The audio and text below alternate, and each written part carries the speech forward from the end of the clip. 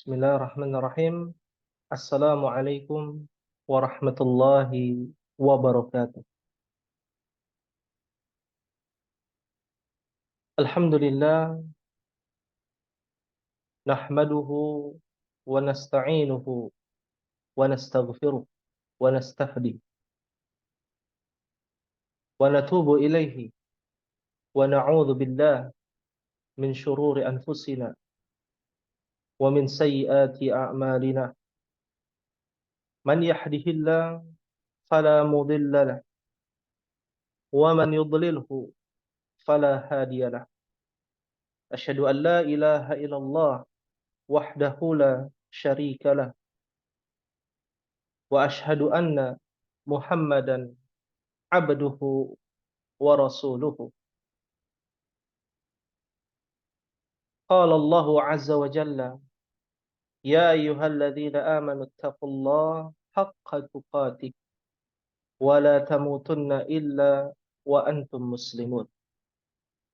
Wa qala subhanahu wa ta'ala, ya ayyuhan nasu taqu rabbakumul ladzi khalaqakum min nafsin wahidah wa khalaqa minha zawjaha wa batha minhuma rijalan katsiran wa nisaa'a wattaqullaha alladzi tasaaluna bihi wal arham innallaha kana 'alaikum raqiba.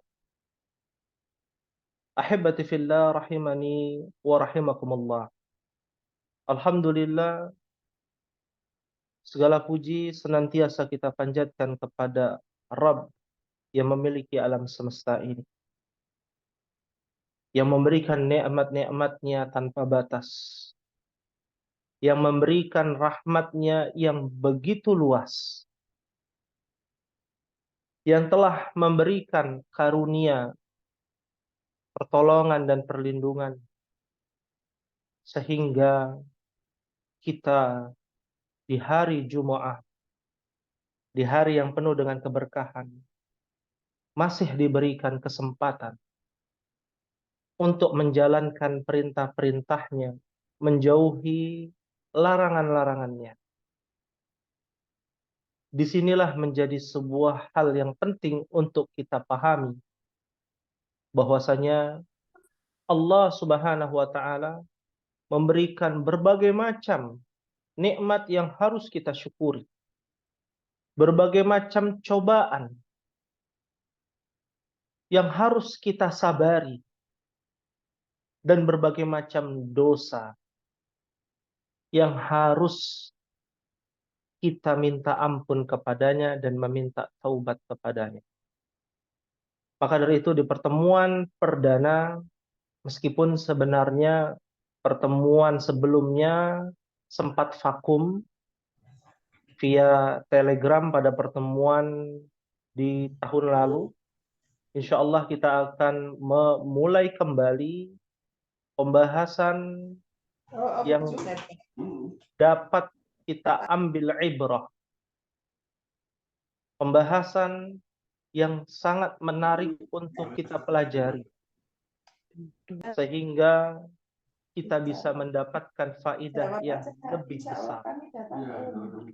Di pertemuan pagi hari ini berkaitan dengan pembahasan kita Qasasul Anbiya wal Mursalin, kisah-kisah para nabi dan para rasul yang menjadi ibrah, pelajaran, menjadi motivasi, dan menjadi peringatan bagi kita sebagai seorang mukmin untuk bisa memperbaiki diri menjadi hamba yang salih. Wa idza salahat salahal jasadu kull. Apabila baik, maka jasadnya pun akan menjadi baik. Dari perbuatan kita, dari hati kita, dari pikiran dan keyakinan serta keimanan kita kepada Allah Azza wa Jalla, insya Allah kita bisa mengangkat keimanan kita, menambahkan keimanan dan wawasan khazanah kita, dan mengurangi berbagai macam hal-hal yang menyimpang dari syariat yang dibawa oleh Nabi kita Muhammad sallallahu alaihi wa alihi wasallam. Di pertemuan pagi hari ini, insya Allah kita akan membahas salah satu nabi yang diciptakan oleh Allah Subhanahu wa Ta'ala menjadi nenek moyang para manusia, kakek moyang para manusia. Nabi tersebut adalah Nabi Adam alaihissalam. Bagaimana Allah Subhanahu wa Ta'ala memproses penciptaan Adam? Apa hikmah yang dapat kita ambil dari peristiwa demi peristiwa dari kisah Nabi Adam alaihissalam? Nah, itu semua ada di dalam kitab Qasasul Anbiya yang dikarang oleh Al-Imam Ibnu Katsir rahimahullahu taala. Maka bagi ummahat ya ingin mengambil wawasan yang lebih luas, lebih dalam, bisa membacanya dan sudah diterjemahkan ke dalam bahasa Indonesia yang berjudul Qasasul Anbiya, yang artinya adalah kisah-kisah para nabi, yang ditulis oleh Al-Imam Ibnu Katsir rahimahullahu taala. Maka dari itu, kisah yang pertama yang akan kita bahas adalah kisah Nabi Adam. Akan tetapi, dalam prosesnya kita akan membagi beberapa pertemuan dari kisah Nabi Adam ini. Pada pertemuan kali ini, pembahasan dari kisah Nabi Adam adalah proses. Bagaimana Allah Subhanahu wa Ta'ala menciptakan Adam alaihi salam dan dilanjutkan oleh pasangannya yang bernama Hawa alaiha salam. Baik. Yang pertama adalah firman Allah Subhanahu wa Ta'ala terkait dengan Adam diciptakan dari apa? Allah Subhanahu wa Ta'ala berfirman di dalam surah Ali Imran ayat 59. Allah Subhanahu wa Ta'ala berfirman, "Inna mathala Isa 'indallahi kamathali Adam, khalaqahu min turab, thumma qala lahu kun fayakun."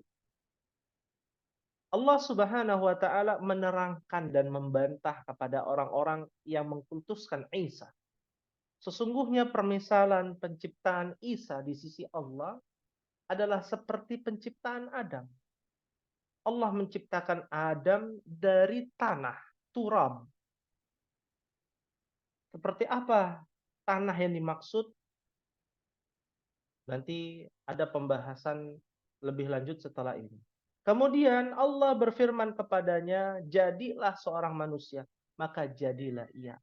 Sebagaimana Isa diciptakan oleh Allah Subhanahu wa Ta'ala tanpa sistem pembuahan, tanpa adanya seorang laki-laki yang menikahi ibunda Isa. Maka Allah katakan kun fayakun. Maka kalau Allah jadi, maka jadilah. Sebagai seorang manusia, sebagaimana Adam diciptakan dari sebuah tanah, lalu dia jadi. Nah, ini juga menjadi perhatian bagi kita. Tanah yang dimaksud ini bagaimana? Apakah hanya sekedar tanah yang biasa kita lihat di tengah masyarakat kita, atau setiap kita menginjakkan tanah, itulah adalah tanah yang dibuat sehingga menjadi Nabi Adam alaihissalam? Tentu tidak. Nabi Shallallahu alaihi wasallam memperjelas dalam hadis yang sahih, "Inna Adam khuliqa min thalathi turabat, sauda wa bayda wa hadra." Nabi Shallallahu alaihi wasallam menerangkan lebih gamblang ya terkait dengan penciptaan Adam. Ternyata Adam ini diciptakan oleh Allah Subhanahu wa Ta'ala melalui proses yang panjang. Ya, dengan menggunakan 3 tanah yang ada di permukaan bumi ini. Tanah yang berwarna hitam, sauda. Itu bisa kita jumpai di tempat-tempat tanah yang banyak lumpurnya, atau tanah-tanah yang dekat dengan air, sauda. Ya. Lalu bayda, ada tanah yang warnanya putih. Mungkin ummahat dan ikhwani fillah rahimakumullah pernah melihat ya bagaimana warna-warna tanah, ya, dan kita bisa mengetahui bahwasanya Nabi Shallallahu Alaihi Wasallam benarlah apa yang disabdakan oleh Nabi, bahwasanya Nabi Adam diciptakan dari tanah yang berwarna hitam, tanah yang berwarna putih, wa khadra, dan ada tanah yang berwarna hijau. Didetailkan lagi oleh sahabat yang mulia, oleh Ibnu Abbas radhiyallahu taala anhuma, salah satu sahabat ahli tafsir, ya. Beliau mengatakan khalaqallahu taala azza wa jalla Adam alaihi salam min adamil ardi jami'iha. Allah menciptakan Adam ternyata dari dataran atau wajah dataran, ya, atas bumi, ya, seluruh permukaan bumi. Dataran seluruh permukaan bumi. Min aswadiha, sebagiannya lagi ada yang warnanya hitam. Dibuat dari tanah yang berwarna hitam. Tanah yang bercampur lumpur, ya, wa ahmariha, ada pula tanah yang berwarna merah, kemerah-merahan. Kita sering melihat mungkin di sebagian daerah di Indonesia ada tanah merah, ya. Wa abyadhiha, sebagian lagi ada yang berwarna putih dicampur. Wa thayyibiha, dan tanahnya tentu tanah yang baik, tanah yang suci, bukan tanah yang terkena najis, terkena berbagai macam kotoran dan lain sebagainya. Walayyiniha, tentu tanah yang lembut, sudah diproses atas izin Allah Subhanahu wa taala. Wa ghalidhiha, tanah yang keras pun masuk ke dalam campuran dari penciptaan Adam alaihi salam. Dan yang terakhir wasibakhiha, dan ada pula tanah yang bergaram. Biasanya dekat dengan lautan, ya, atau kita menyebutnya pasir, ya. Dicampur dari tanah hitam, merah, hijau tadi dalam hadis, lalu ditambah oleh Ibnu Abbas warna putih, tanah yang baik, tanah yang lembut, tanah yang keras, dan yang bergaram. Fakullu dzalika antara'in fi waladihi. Maka semua warna-warna itu atau jenis-jenis tanah tersebut bisa engkau lihat, bisa tercermin pada anak-anaknya Adam. Makanya di dalam ilmu psikologi kita bisa melihat, ya, karakter manusia. Ada yang karakternya keras, lembut, baik, ya, dan semua condong kepada kebaikan fitrahnya sebagai manusia. Begitulah Allah menciptakan Adam dari campuran berbagai macam campuran yang ada di dataran permukaan bumi ini. Maka sebab itulah Adam, kenapa dinamakan Adam? Di dalam bahasa Arab diambil dari kata adamil ardi atau adimil ardi. Artinya adalah dataran atau permukaan bumi. Diambil dari permukaan bumi. Sebagaimana juga diriwayatkan oleh Nabi, ya, Sallallahu Alaihi Wasallam, dari sahabat Ibnu Abbas. Ibnu Abbas pernah berkata, Innallaha azza wa jalla khalaqa Adam yaumal jumu'ah ba'dal asri min adimil ardi fasummiya Adam. Ibnu Abbas pernah mengatakan bahwa Allah menciptakan Adam di hari Jumat. Sebagaimana Nabi pernah mensabdakan Adam, ya, ciptaan Allah yang bernama Adam itu diciptakan di hari Jumat. Ba'dal asri. Ba'da asri adalah setelah waktu asar. Dari yang namanya adimil ard, dataran bumi, atau kita menyebutnya dari permukaan bumi, ya. Maka fasummiya Adam. Itulah kenapa Allah menamakannya Adam. Ahibbati fillah, rahimani wa rahimakumullah. Kaum muslimin yang semoga Allah Subhanahu wa taala rahmati, ummahati fillah. Pada pembahasan kali ini kita bisa mengambil ibrah bahwasanya kita diciptakan oleh Allah Subhanahu wa taala dari air mani, dari keturunan Adam, dan kita diciptakan ya, dan Adam diciptakan dari sebuah tanah yang dicampur. Maka Allah Subhanahu wa taala menciptakan Adam dan keturunannya berbeda-beda, bersuku-suku, ya. Karena tidak heran dari bahannya saja Adam dari berbagai macam bahan yang dicampur, maka jadilah kun fayakun. Maka tidak heran keturunannya pun sama demikian, beragam kulitnya, wataknya, karakternya, sukunya, bangsanya berbeda-beda. Ada yang hitam, putih, coklat, sawo matang, kuning langsat, dan lain sebagainya. Berbagai macam dari keturunan Adam. Ya. Selain tanah, apakah ada sumber lain? Nah, ini menjadi pelajaran juga bagi kita. Kita harus mengenal diri kita dan kita harus mengenal dari mana kita berasal. Kita juga harus mengenal dari mana nenek moyang kita berasal, kakek moyang kita berasal.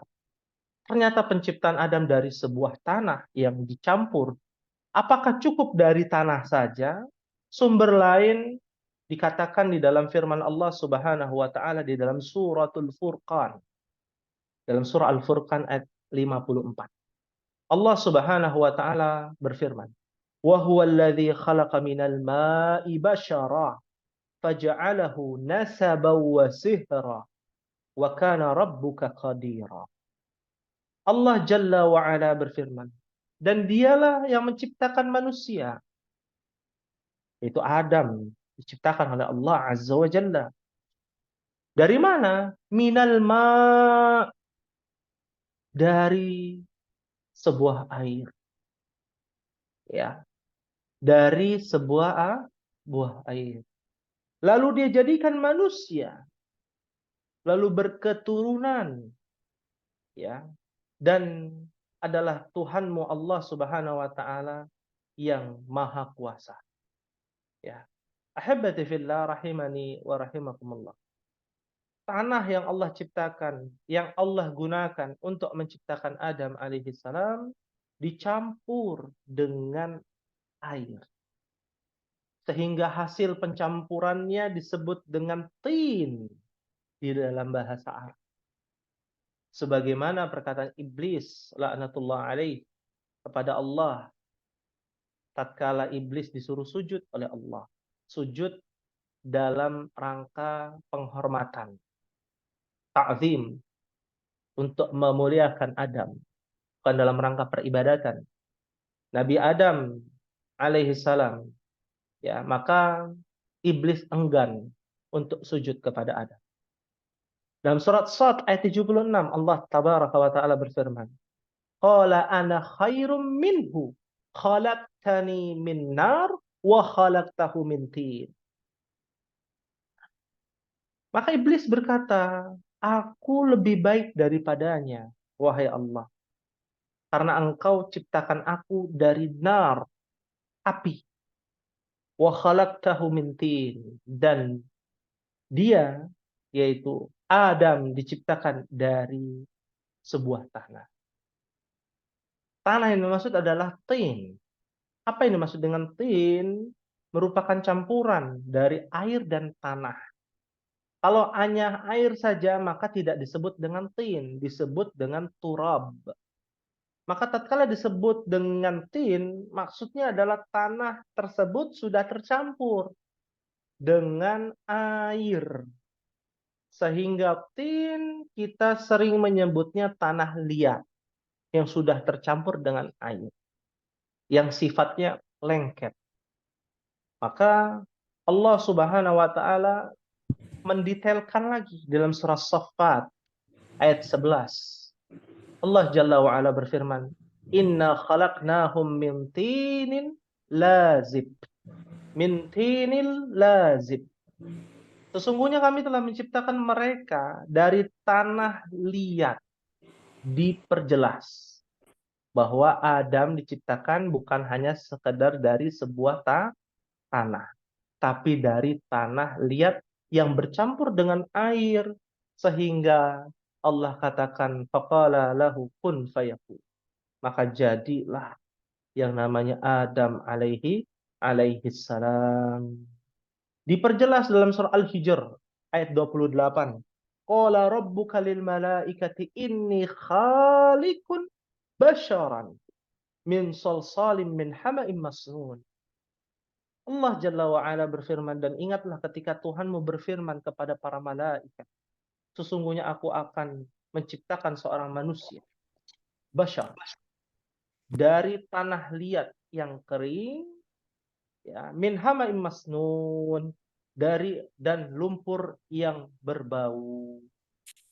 Ya, artinya ada campuran lain, bukan hanya tanah yang berwarna-warni dari dataran bumi Allah Subhanahu wa taala, tapi juga dari sebuah air. Maka jadilah yang namanya tin, tanah liat yang bercampur dengan air. Surah Ar-Rahman, seringkali kita mendengar dan membaca surah Ar-Rahman. Dalam surah Ar-Rahman ayat 14, Allah katakan, khalaqal insana min salsalin kal fakhar.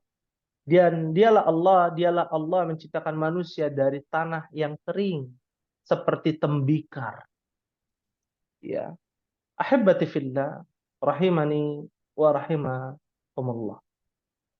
Dilanjutkan di dalam surah Al-Hijr juga dikatakan, fa idza sawaituhu wa nafakhtu fihi min ruhi faqa'u lahu sajidin. Dalam surah Al-Hijr ayat 29, di mana Allah tabaraka wa taala mengatakan, maka apabila aku telah menyempurnakan, disempurnakan itu, dicampur, diadonkan gitu ya, sudah jadi, sudah siap, disempurnakan, maka setelah itu ditiup ke dalamnya yang namanya ruh, ciptaan Allah Subhanahu wa taala. Atau kita menyebutnya roh atau jiwa. Maka tunduklah Adam setelah jiwa itu sampai kepada jasad yang diadonkan tadi oleh Allah Subhanahu wa taala, maka Adam sujud kepada Allah Subhanahu wa taala. Ini penciptaan dari Nabi Adam. Maka setidaknya kita harus mendetailkan terkait dengan kisah Nabi Adam alaihissalam yang seringkali kita mendengar secara fenomenal dari turunnya Adam dan Hawa dari surga Allah ke bumi Allah. Ya, di mana Adam dan Hawa memakan buah khuldi dan lain sebagainya. Cerita yang cukup panjang, tapi kita akan pada pertemuan yang akan datang, hanya saja pada pertemuan ini kita akan membahas pendetailan dan memperinci Adam ini dari mana. Ya. Begitu pula Hawa. Hawa ini dari, ya, Allah menciptakan Hawa ini berasal dari mana? Kalau Adam sudah jelas, clear, kita bisa mengambil pelajaran dari penciptaan Adam. Semua butuh proses. Bahwa Allah katakan kun fayakun saja, tetap diberikan proses oleh Allah Subhanahu wa taala. Sehingga kita sebagai seorang mukmin diajarkan untuk mengikuti proses dari kehidupan kita saat ini. Sebagaimana Allah Subhanahu wa taala mengajarkan kepada manusia agar manusia mengikuti prosesnya sebagaimana Adam diproses oleh Allah. Cukup panjang, berbagai macam tanah diambil, lalu diadonkan, dicampurkan air menjadi tin, lalu menjadi tembikar, menjadi kering, lalu setelah itu barulah ditiupkannya roh. Maka Allah katakan kun fayakun, jadilah dan sajidin. Ya, mereka termasuk orang-orang yang sujud. Adam sujud, Hawa pun demikian. Bagaimana dengan penciptaan Hawa? Apakah sama prosesnya dengan Adam? Tentu berbeda. Ahibati fillah. Setelah Allah menciptakan Nabi Adam alaihissalam, maka kemudian Allah Subhanahu wa taala mencari pasangan atau menciptakan pasangan Adam, yaitu Hawa. Ya. Jadi sudah jelas laki-laki pasangannya adalah wanita. Menjadi pelajaran juga bagi kita bahwasanya penyimpangan yang sangat besar. Dan bagian dari laknat Allah adalah ketika seorang lelaki memiliki pasangan sesama lelaki. Perempuan memiliki pasangan sesama perempuan. Karena Allah sudah menjadikan pasangan antara Adam dan Hawa. Membuat pasangan tersebut, bahkan ada sebuah riwayat yang mengatakan dan menyatakan bahwa Adam dan Hawa dinikahi, ya, disaksikan oleh Allah Azza wa Jalla. Ahibati fillah, rahimani wa rahimakumullah. Bagaimana Adam, bagaimana Hawa diciptakan? Ketika kita sudah tahu Adam diciptakan, maka bagaimana Hawa diciptakan? Allah Subhanahu wa taala berfirman ketika dalam surah Al-Baqarah ayat 35, ketika Adam dan istrinya tinggal di surga.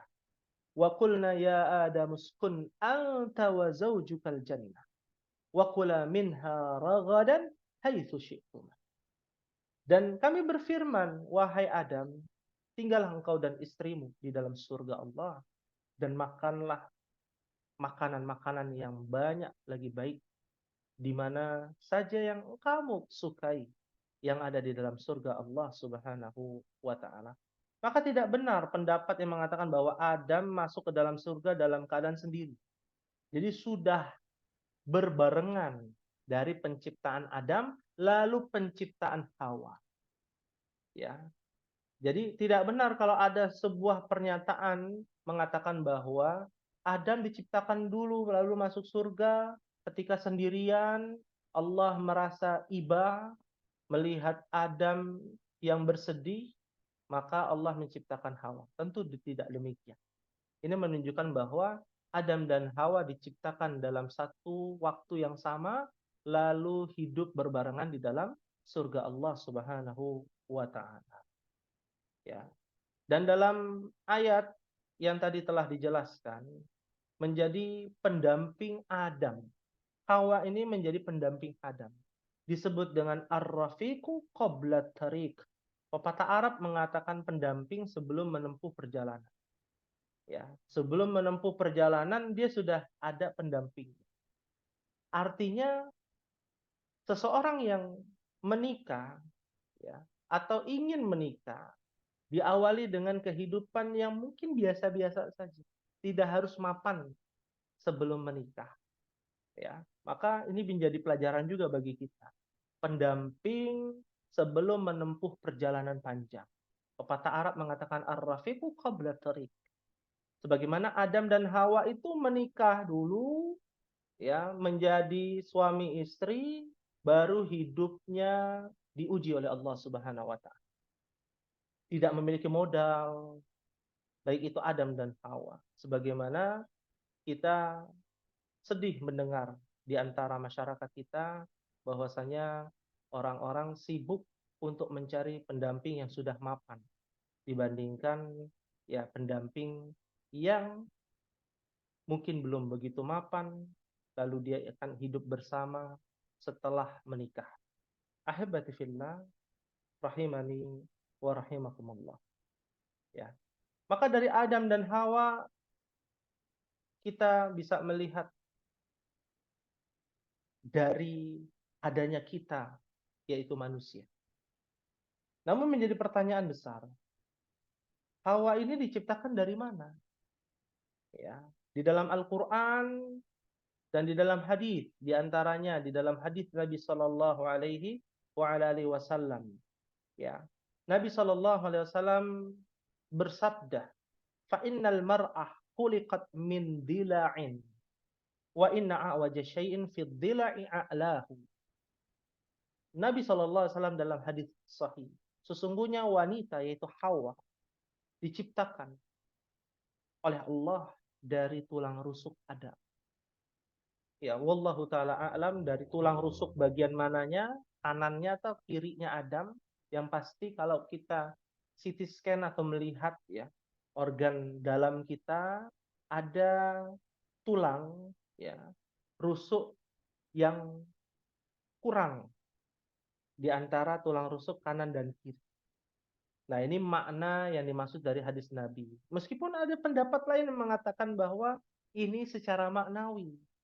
Ya, bahwasanya Hawa diciptakan dari tulang rusuk Adam, maksudnya adalah bagian dari organ Nabi Adam alaihi salam yang diambil secara maknawi, bukan secara fisik. Ya, wallahu taala a'lam bisawab. Maka dari itu kita rincikan yang disebut dengan penciptaan Adam, penciptaan Hawa itu dari tulang rusuknya Adam alaihi salam. Wa inna a'waja syai'in fi dhila'i a'lahu. Yang paling bengkok dari tulang rusuk adalah yang paling atas. Diperjelas lagi bagian atas, entah bagian atas bagian kanannya atau bagian kiri dari Adam alaihi salam. Ahibati fillah rahimani wa rahimakumullah.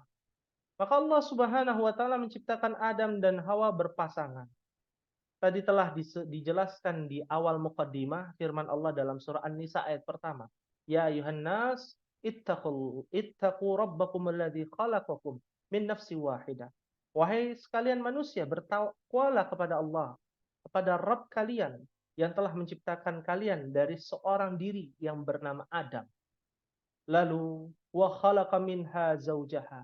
Allah menciptakan istrinya bernama Hawa pada satu waktu, sehingga wabatha minhuma rijalan katsiran wa nisaa. Dari keduanya Allah Subhanahu wa taala memberikan keturunan, ada laki-laki, ada perempuan. Wattaqullah, maka bertakwalah kepada Allah. Alladzi tasaaluna bihi wal arham. Yang dimana Allah Subhanahu wa taala memberikan dan memelihara tali silaturahim dan juga saling meminta satu dengan yang lainnya. Innallaha kana 'alaikum raqiba. Dan sesungguhnya Allah selalu menjaga dan mengawasi kalian. Ahibati fillah rahimani wa rahimakumullah. Ini dari proses penciptaan Adam dan Hawa. Berlanjut kepada pembahasan berikutnya. Ketika Allah telah menciptakan Adam, ketika Allah telah menciptakan Hawa, maka hiduplah di dalam surga, memilih makanan-makanan yang mereka sukai dari Adam dan Hawa. Lalu Allah Subhanahu wa taala dengan takdirnya yang terbaik menjadi ibrah bagi kita, adanya iblis laknatullah alaihi. Bagaimana iblis mensiasati untuk menggoda Adam, ya, untuk menggoda Adam. Tetapi alangkah lebih baiknya kita harus mengetahui dari mana iblis itu berasal. Kalau tadi kita tahu ya, Adam asalnya dari tanah. Bagaimana dengan iblis laknatullah alaihi? Kalau Hawa dari tulang rusuknya Adam, ya. Bagaimana dengan iblis laknatullah alaihi? Apakah ya iblis laknatullah alaihi dari bangsa lain, bangsa jin kah? Yang sering kita ketahui bagaimana orang-orang di luar sana mengetahui iblis itu adalah keturunannya atau anak bosnya jin misalkan, ya. Maka disinilah kita akan bahas untuk mendetailkan dari mana iblis itu berasal. Ahibati fillah rahimani wa rahimakumullah. Maka dari itu iblis, banyak sekali pembahasan terkait dengan iblis. Di antaranya dalam surah Al-Kahfi ayat 50. Ya. Di mana Allah Subhanahu wa taala katakan illa iblis kana minal jinni. Ketika iblis disuruh sujud kepada Allah, kepada Adam, maka iblis tidak mau sujud. Lalu iblis dikatakan oleh Allah Subhanahu wa taala penciptaannya ya dari golongan bangsa jin. Ya. Ini pendapat Syekhul Islam Ibnu Taimiyah rahimahullahu taala bahwasanya ya yang disebut dengan iblis adalah dari golongan bangsa jin. Ya. Namun sebagian para ulama berbeda pendapat. Ya. Sebagian para ulama mengatakan bahwa iblis diciptakan oleh Allah Subhanahu wa taala, ya, dari bagian malaikah. Ya. Sebagaimana dalam surah Al-Baqarah ayat 34. Allah berfirman, wa idh qulna lil malaikati isjudu li adama fasajadu illa iblis aba wastakbara wa kana minal kafir. Dan ingatlah ketika kami berfirman kepada para malaikat. Berfirman kepada para malaikat. Di mana malaikat diciptakan dari cahaya. Maka sujudlah kamu kepada Adam. Ya, semua para malaikat disuruh sujud kepada Adam. Illa iblis, kecuali iblis. Ini menunjukkan bahwa iblis bagian dari para malaikat. Ini pendapat kedua. Ya, yang mengatakan bahwa iblis bagian dari para malaikat, bagian dari malaikat. Ya, iblis enggan, aba, ya, enggan, wastakbar, sombong, wa kana minal kafirin. Dan termasuk dari golongan orang-orang atau dari orang-orang kafir. Ya. Lalu yang tepat dalam hal ini bagaimana? Ya. Di dalam bahasa Arab ada yang disebut dengan istisna, pengecualian. Nah, pengecualian itu terputus dari perbedaan jenis. Ya. Contoh misalkan, ya. Di sini ada Muhammad dan Ahmad kecuali Fatimah. Ya. Di dalam sebuah kalimat istisna atau kita menyebutnya kalimat kecuali. Itu tidak membahas masalah gender, tidak membahas masalah jenis jenis kelaminnya ataupun jenis makhluknya. Ya. Misalkan ada di rumah kami seekor ayam, kucing, ya, ada Ahmad, ada Muhammad, ya, kecuali seekor kuda. Ya, di dalam bahasa Arab itu terputus kalimat istitsna yang ditujukan kepada satu jenis atau satu gender atau satu bangsa, satu suku, ya. Bahwa yang disebut dengan ayat Allah Subhanahu wa taala di dalam surah Al-Baqarah ayat 34, ya, kami berfirman kepada para malaikat, sujudlah kepada Adam, maka sujudlah kecuali iblis. Dan kecuali di sini menunjukkan bahwa tidak juga iblis dikatakan bagian dari malaikat. Ya. Nah, ini pendapat yang lebih tepat. Kenapa demikian? Karena dalam surah Al-Kahfi ayat Lupa. 50 Allah Subhanahu wa taala menerangkan lebih detail, wa idz qulna lil malaikati isjudu li adama fasajadu illa iblisa kana minal jinni fafasaqa an amri rabbih. Dan ingatlah ketika kami berfirman kepada para malaikat, sujudlah kamu Adam. Maka sujudlah kecuali iblis. Siapa iblis? Apakah bagian dari malaikat? Kana minal jinni. Iblis bagian dari jin, terbuat dari api yang menyala-nyala. Fafasaqa'an amri rabbi. Dan ia mendurhakai perintah Rabbnya Allah Subhanahu wa ta'ala. Jadi sudah jelas. Ya. 3 makhluk yang Allah ciptakan. 4 sekaligus mungkin. Yang pertama Adam. Dari tanah yang dicampur dengan air disebut dengan tin. Hawa dari min dila'il Adam, dari tulang rusuk bagian atas yang bengkok dari tulang rusuknya Adam. Ya, yang ketiga iblis. Ya. Ana khairu minhu khalaqtahu min tin wa khalaqtuhu min nar, ya. Nah, di situ jelas bahwasanya yang namanya iblis diciptakan dari apa? Dari yang namanya api yang menyala-nyala. Sama dengan yang namanya jin. Ya, khuliqal janu min nar. Ya. Para jin itu diciptakan dari api yang menyala-nyala. Dan Allah ciptakan malaikat dengan diciptakan ya dengan apa? Dengan yang namanya cahaya, nur. Ya. Ahibbati fillah, rahimani wa rahimakumullah. Selanjutnya bagaimana siasat yang dilakukan iblis dalam menggoda Adam alaihi salam? Bagaimana iblis menggoda Adam dan Hawa? Sisi yang tidak disebutkan oleh Allah yaitu tentang keabadian.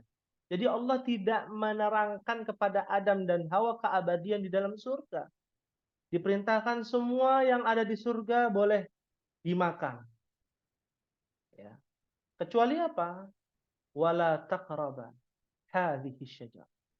Tapi sekali-kali jangan coba mendekati. Mendekati saja nggak boleh. Wala taqraba. Kalian jangan mendekati hadhihi syajarah, pohon ini yang ada di surga. Bermiliaran pohon yang ada di surga, ada satu pohon yang dilarang, yang secara dalam penjelasan tafsir Ibnu Katsir tidak ada keutamaan, tidak ada manfaatnya, kalau dimakan pun tidak. Ya, hanya saja Allah menguji Adam dengan iradatullah, dengan apa yang diinginkan Allah dan kehendak Allah Subhanahu wa taala. Ya.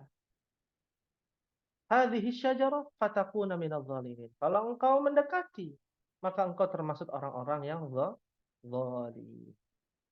Ya. Bagaimana iblis begitu pandai menggoda Adam, begitu pandai menggoda Hawa. Dan kepandaian iblis itu diturunkan kepada bala tentaranya dari golongan jin dan dari golongan manusia. Ya. Ahibbati fillah, rahimani wa rahimakumullah. Dari sinilah kita bisa mengambil ibrah. Iblis berusaha untuk menggoda Adam. Iblis berusaha untuk menggoda Hawa karena kesombongan dan keirian. Ya, jadi iblis ini begitu iri dan sombong ya kepada Adam alaihi salam. Ya. Telah dijelaskan di dalam surah Toha ya ayat 118 dan 119. Allah Subhanahu wa taala berfirman, "Innalaka alla taju'a fiha wa la ta'ra wa annaka la tadhma'a fiha wa la tabha." Sesungguhnya ada jaminan untukmu di surga wahai Adam. Allah menerangkan kepada Adam hanya beberapa saja dari keuntungan ia hidup di surga. Ya, di antaranya apa? Keuntungan ia hidup di surga. Engkau tidak akan kelaparan di dalamnya dan tidak akan telanjang karena ditutupi, uh, menutup aurat ya, atas izin Allah Subhanahu wa taala yang ada di dalam surga, seluruh penghuni surga. Ya. Wa annaka la tazma fiha wa la tabha. Dan sesungguhnya kamu tidak akan merasa dahaga, haus. Ya, dan tidak pula akan ditimpa panas matahari di dalamnya. Ini menjadi pelajaran juga bagi kita. Bahwasanya kehidupan surga yang penuh dengan keabadian dan kenikmatan, ada beberapa poin yang diperjelas oleh Allah Subhanahu wa taala. Tidak akan ada kelaparan di surga karena di dunia penuh dengan kelaparan. Tidak ada yang telanjang di surga karena di dunia akan penuh ada manusia yang telanjang. Dan kita juga harus mengetahui tidak ada yang merasa haus di surga karena penghuni neraka dan juga yang ada di bumi pasti akan merasakan rasa haus dan dahaga. Dan tidak pula akan terkena panas yang begitu dahsyat di surga karena di bumi akan merasakan dan di neraka akan lebih merasakan. Ahibati fillah, rahimani wa rahimakumullah. Maka dari itu, iblis mengetahui bahwa dari celah inilah yang mampu membuat Nabi Adam percaya dengan perkataan iblis. Apa itu? Keabadian. Karena Allah Subhanahu wa taala tidak menerangkan keabadian kepada Adam, dan pengetahuan keabadian tidak diketahui oleh Adam dan Hawa di dalam surga. Ya. Dengan iming-iming keabadian, ya, jika memakan buah tersebut, yaitu buah khuldi. Kenapa disebut dengan khuldi? Karena khuldi berasal dari kata khaladan, yang artinya adalah keabadian. Ya, buah khuldi adalah buah keabadian menurut iblis laknatullah alaihi. Ya, dijelaskan oleh Al-Imam Ibnu Katsir dalam kitabnya Qasasul Anbiya, padahal buah tersebut adalah sebuah buah yang biasa yang ada di dalam surga. Bahkan ada yang lebih nikmat lagi buah dibandingkan buah khuldi yang ada di dalam surga. Tapi karena penamaannya, karena kemasan yang dibuat oleh iblis, menjadikan buah tersebut memiliki keuntungan dan keuntungan yang besar, memiliki keutamaan yang besar jika memakan buah tersebut, sehingga Adam dan Hawa sudah mulai terlena. Maka Allah Subhanahu wa taala memberikan takdir ketika iblis menggoda Adam. Apa kata iblis di dalam surat Toha ayat 120? Ya Adam, hal adulluka ala syajaratil khuldi wa mulkin la yablah. Wahai Adam, maukah tunjukkan kepada engkau pohon huldi, ya, di mana kalau kita petik buahnya, kita makan, ya, buah huldi tersebut, maka kita akan menjadi orang yang memiliki kerajaan, kata iblis laknatullah alaih, memiliki kerajaan, memiliki kekuasaan di dalam surga. Sedangkan kekuasaan itu sudah didapati oleh Adam tanpa disadari, ya, di dalam surga. La ya bala. Maka engkau tidak akan binasa kalau engkau memakan buah tersebut, engkau dekati pohon tersebut dan memakannya. Ya. Na'udzubillah.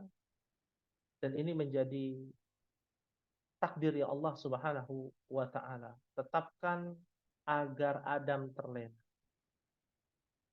Maka 3 perkara yang diiming-imingi oleh iblis menjadi pelajaran buat kita. Yang pertama adalah kehidupan yang kekal. Semua orang berharap di dunia ini ingin hidup kekal. Bagaimana kita melihat orang-orang non-muslim, orang-orang kafir, berusaha bagaimana caranya ilmu pengetahuan bisa menandingi kekuasaan Allah sehingga bisa hidup lebih lama dan hidup abadi. Berapa banyak orang di luar sana mungkin kita melihat di media sosial, ya, beberapa orang yang berusaha merubah wujudnya agar terlihat lebih muda, ya, agar terlihat lebih muda, awet muda, agar bisa hidup lebih lama, ya. Padahal ini adalah iming-iming iblis, ya, tentang kehidupan yang kekal. Yang kedua, kerajaan surga yang kekal. Iblis mengiming-imingi bahwa ketika Adam memakan buah huldi, maka dia akan menjadi raja di antara para raja yang ada di dalam surga Allah Subhanahu wa taala. Tanpa ia sadari, ya, tanpa ia sadari. Ya. Dan yang ketiga, kondisi Adam, ya, kalau dia memakan buah huldi akan menjadi penguasa. Bagaimana para penguasa di zaman ini berbagai macam cara untuk bisa mendapatkan kekuasaan yang terus-menerus 7 turunan, menghalalkan berbagai macam cara, ya, menjatuhkan orang-orang, ya, menzolimi masyarakat, menzolimi rakyatnya, untuk bisa mengambil kepentingan, yaitu menjadi penguasa. Maka dari itu ahibati fillah rahimakumullah, ini yang diiming-imingi iblis kepada Adam. Sehingga Adam terlena, terpukau dengan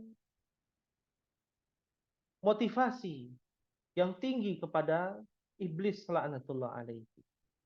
Ya. Ahibati fillah rahimani wa rahimakumullah.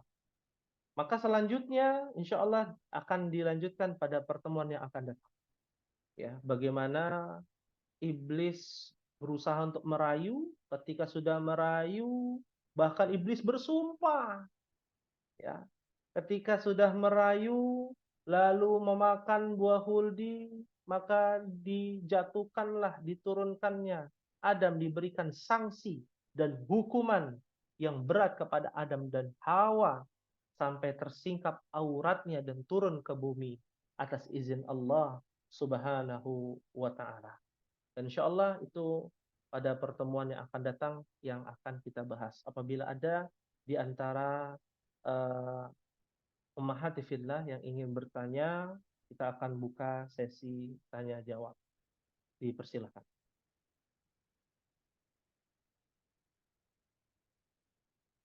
Baik itu via chat Zoom ataupun dalam bentuk secara langsung, secara interaktif. Silakan. Apabila ada yang ingin ditanyakan terkait dengan materi kita kali ini pada pagi hari ini atau di luar waktu. Ustadz mau tanya. Jadi apa Nabi Adam itu diciptakannya kan dari tanah yang bercampur gitu ya Ustadz tadi ya. Itu tanahnya berasal dari dataran, berarti di bumi gitu Ustadz ngambilnya atau memang dari tanah surga gitu. Mohon penjelasannya. Ya, Syukron. baik. Afwan, baik. Terima kasih kepada Ibu yang bertanya terkait dengan pertanyaan yang sesuai dengan tema kita pada pagi hari ini. Apakah Adam diciptakan dari tanah yang ada di bumi atau tanah yang ada di dalam surga? Ya. Tadi telah dijelaskan dalam riwayat Ibnu Abbas radhiyallahu taala anhuma. Ya, bagaimana Allah menciptakan Adam ya dari adamil ardi. Ya, ardi yang bermakna adalah dataran bumi. Bukan adamil jannah. Ya, dataran surga, tapi dari dataran bumi. Ya. Oh, ternyata kalau begitu bumi sudah ada sebelum Adam diciptakan. Nah, ya. Bumi sudah ada sebelum Adam diciptakan. Ya. Nah, ini jelas ya. Dalam riwayat Ibnu Abbas, min adamil ardi fasumya Adam. Ya, kenapa kenapa dinamakan Adam? Karena Adam itu diambil dari adimil ardi. Ya, dari dataran bumi. Ard artinya adalah bumi Allah yang saat ini kita hidup di dalamnya. Ya, bukan dari planet lain gitu ya, dari gugusan bintang lain atau dari tanah dari surga, tapi dari bumi. Ya, sebelum Adam diciptakan bumi sudah ada dan sudah ada yang tinggal di dalamnya, yaitu para jin. Ya, yang mereka kebanyakan melakukan kezaliman. Jadi sudah jelas dalam hal ini penciptaan Adam, tanah yang dimaksud tersebut berasal dari bumi, bukan dari surga. Wallahu a'lam bishawab. Baik. Ada lagi yang ditanyakan? Satu lagi mungkin?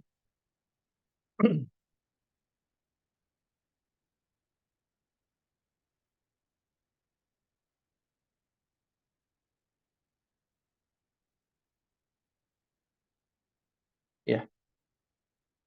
Baik. Untuk pertemuan yang akan datang ada yang akan kita lanjutkan insya Allah di pertemuan pada pekan depan atau 2 pekan setelah ini ya.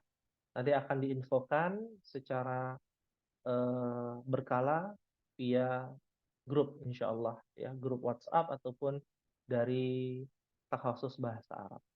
Naam. Baik, hadza ma aqul lakum ya. Mungkin ini pada pertemuan pagi hari ini ada lagi yang ingin ditanyakan mungkin Ummahat sebelum diakhiri? Cukup insyaallah? Cukup Ustadz, insyaallah. Cukup insyaallah. Baik ya. Pada pertemuan yang akan datang kita akan lanjutkan terkait dengan proses penurunan Adam dan Hawa. Lalu dilanjutkan dengan kehidupan setelah Adam wafat. Ya, setelah Hawa wafat ya. Dilanjutkan kepada nabi berikutnya. Ya. Sampai kepada nanti nabi-nabi yang telah termaktub di dalam Al-Qur'an maupun sunnah Rasulullah sallallahu alaihi wasallam. Ya. Insyaallah itu urutan yang akan kita bahas di dalam kitab Qasasul Anbiya wal Mursalin. Ya, kisah-kisah para nabi dan juga kisah-kisah para rasul yang kita bisa mengambil ibrah. Ya, wallahu taala a'lam shawab. Mungkin ini yang dapat disampaikan pada pertemuan pagi hari ini. Semoga Allah Subhanahu wa taala senantiasa memberkahi kehidupan kita, memberikan kemudahan dalam setiap amal-amal soleh yang kita lakukan. Dan semoga Allah Subhanahu wa taala mempersulit kita dalam melakukan amal keburukan. Kadangkala kita mudah untuk bermaksiat, namun susah untuk beramal soleh. Maka kita berdoa kepada Allah agar kita menjadi hamba Allah seperti Adam, bertaubat di akhir hidupnya, meminta ampunan kepada Allah, dan meminta taubat kepada Allah, dan diwafatkan dalam keadaan husnul khatimah. Amin ya rabbal alamin. Amin ya rabbal alamin. Akhiri pada pertemuan pagi hari ini dengan membaca doa kafaratul majlis. Subhanakallahumma wa bihamdika astaghfiruka wa atubu ilaik. Wassalamualaikum warahmatullahi wabarakatuh. Waalaikumsalam warahmatullahi wabarakatuh. Jazakallahu khairan.